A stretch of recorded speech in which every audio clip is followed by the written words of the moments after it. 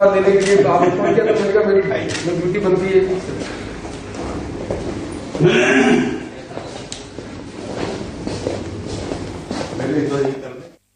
बादब बा मुलाहजा में मैं फजल इमाम मलिक। राजस्थान में सियासी घमासान जारी है, इस पर चर्चा करूं। इससे पहले आपसे एक निवेदन, एक गुजारिश है कि अगर आपने अभी तक बादब बा मुलाहजा को सब्सक्राइब नहीं किया है तो इसे सब्सक्राइब करें, बेल आइकन दबाएं और लाइक और शेयर ज़रूर करें। तो राजस्थान में सियासी घमासान जारी है। राजस्थान के सियासी रन में ऊंट किस करवट बैठता है ये तो अब 14 तारीख को पता चलेगा, लेकिन मोल तोल जोड़ तोड़ अभी भी जारी है। राजस्थान विधानसभा के स्पीकर सीपी जोशी और राज्यपाल कलराज मिश्र की मुलाकात भी होती है इस बीच, और फिर लंबे जद्दोजहद के बाद राज्यपाल कलराज मिश्र ने सरकार के विधानसभा सत्र बुलाने के फैसले को मंजूरी दे दी। अशोक गहलोत राजस्थान के मुख्यमंत्री ने मुलाकात की थी कलराज मिश्रा से, और उसके बाद कई प्रस्तावों को खारिज कर देने या रद्दी की टोकरी में डालने के बाद आखिरकार कलराज मिश्र ने 14 अगस्त से सरकार के प्रस्तावित विधानसभा बुलाने के फैसले को मंजूरी दे दी। टकराव बढ़ा था राज्य भवन में भी और सरकार में भी। अब जबकि विधानसभा सत्र बुलाने को मंजूरी दे दी गई है तो अशोक गहलोत यह आरोप भारतीय जनता पार्टी पर लगा रहे हैं और ज्यादा आक्रामक दिख रहे हैं कि वह अब विधायकों को खरीदने के लिए, या हॉर्स ट्रेडिंग जिसको अभी एक शब्द विधायकों के खरीद फरोख्त में ज्यादा प्रचलित हो गया है, उन्हें खरीदने के लिए अब ज्यादा पैसे दे रहे हैं, अनलिमिटेड उन्होंने कहा है। लेकिन इस बीच बाड़ेबंदी भी शुरू हो गई है, उनको एग्जिट रुकने की कवायद भी शुरू हो गई है। अशोक गहलोत अपने विधायकों को बचाने में लगे हैं। जयपुर से विधायकों को जैसलमेर ले जाया गया है। 2 हफ्ते अब विधायक जैसलमेर में ही रहेंगे।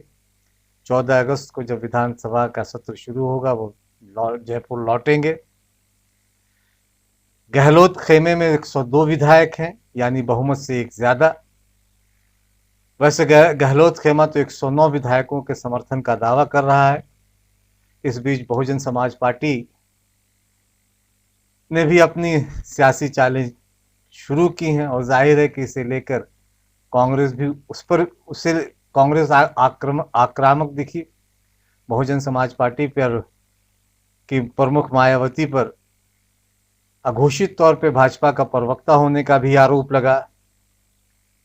तो सियासी शहमात के बीच अशोक गहलोत भाजपा के खिलाफ लगातार आक्रामक रुख अख्तियार किए हुए हैं।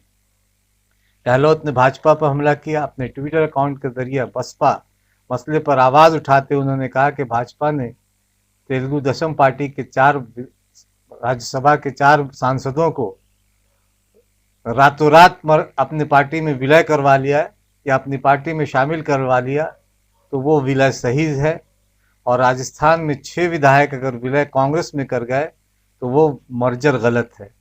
उन्होंने कहा अगर ये मर्जर गलत है तो बीजेपी का मर्जर सही कैसे हो सकता है। इससे बीजेपी का चाल चरित्र कहाँ गया मैं पूछना चाहता हूँ। राज्यसभा में मर्जर हो वो सही हो और यहाँ मर्जर हो वो गलत है।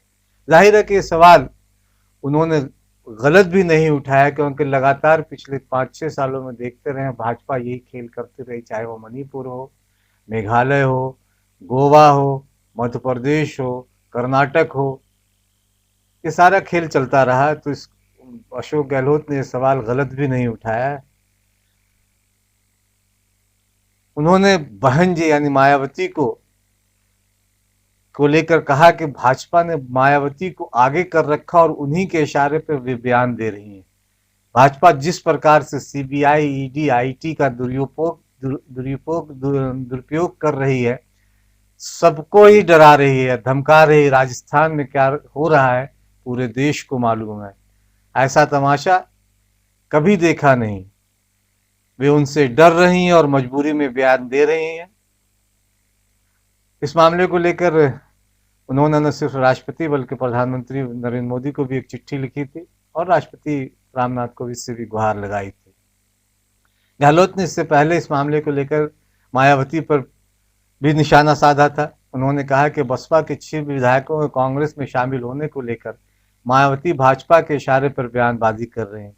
उन्होंने कहा कि 2/3 बहुमत से कोई पार्टी टूट सकती है, अलग पार्टी बन सकती है, किसी दूसरे पार्टी में विलय कर सकती है। यहाँ बसपा के 6 विधायक मिल गए हैं तो मायावती की जो शिकायत है वह वाजिब नहीं है। गहलोत के अनुसार मायावती के 2 विधायक अगर अलग होते तो शिकायत हो सकती थी। उन्होंने कहा था कि उनके पूरे 6 विधायक खुद अपने विवेक से हमारी पार्टी में शामिल हुए हैं, इसके बाद कोई वाजिब शिकायत नहीं हो सकती। प्रियंका गांधी ने भी मायावती पर निशाना साधा था और उन्हें भाजपा का अघोषित प्रवक्ता बताया था। इस मामले को अब अदालत में भी सुनवाई चल रही है और राजस्थान हाईकोर्ट में 11 जुलाई को सुनवाई है। और दिलचस्प यह है कि भाजपा के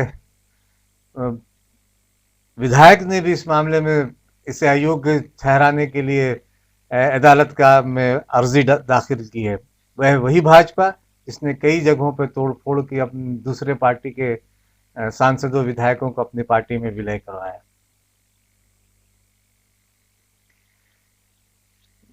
गहलोत के समर्थक विधायक 3 चार्टर्ड प्लेन से जैसलमेर पहुंचे। इस महीने की शुरुआत में राजस्थान का सियासी संकट शुरू होने के बाद मुख्यमंत्री आवास में विधायक दल की बैठक हुई थी। बैठक में सचिन पायलट से उप मुख्यमंत्री और कांग्रेस प्रदेश अध्यक्ष का पद छीनने की मांग उठी।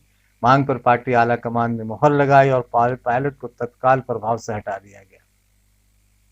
इसके बाद गहलोत खेमे के सभी विधायक जयपुर के फेयरमाउंट होटल में ठहरे हुए थे। अशोक गहलोत ने विधायकों की खरीद फरोख्त को लेकर दावा करते हुए कहा था कि जब से विधानसभा सत्र बुलाने की घोषणा की हुई है, राजस्थान में खरीदो फरोख्त की रेट बढ़ गया है। इससे पहले के 10 करोड़ रुपए, गहलोत का आरोप है कि इससे पहले भाजपा ने विधायकों को कहा था कि पहले 10 करोड़ ले लो और फिर 15 करोड़ रुपए बाद में देंगे, यानी 25 करोड़ रुपए डील करने की बात हो रही थी। लेकिन अब गहलोत का यह दावा है कि अब ये असीमित हो गई, यानी ये अब विधायकों को खरीदने की जो कीमत है वो अब असीमित हो गई है। सब लोग जानते हैं कौन लोग खरीद फरोख्त कर रहे हैं। अभी इस तरह का आरोप प्रत्यारोप 14 अगस्त तक चलेंगे।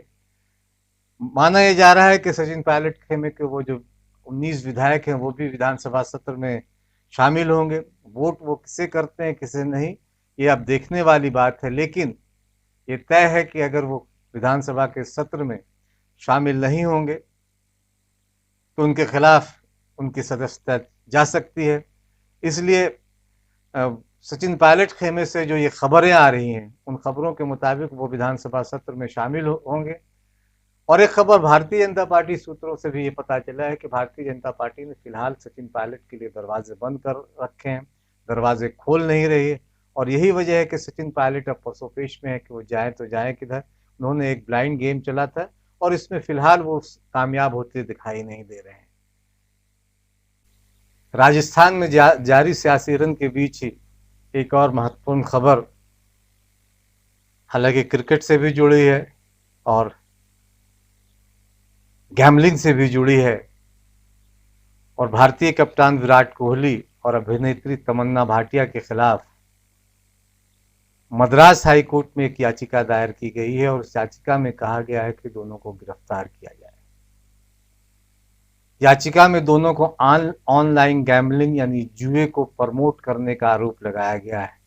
चेन्नई के वकील ने यह याचिका दायर की है और उसमें कहा गया है कि नौजवान गैम्बलिंग यानी जुए के ऑनलाइन जुए के आदी हो चुके हैं, ये खतरनाक है।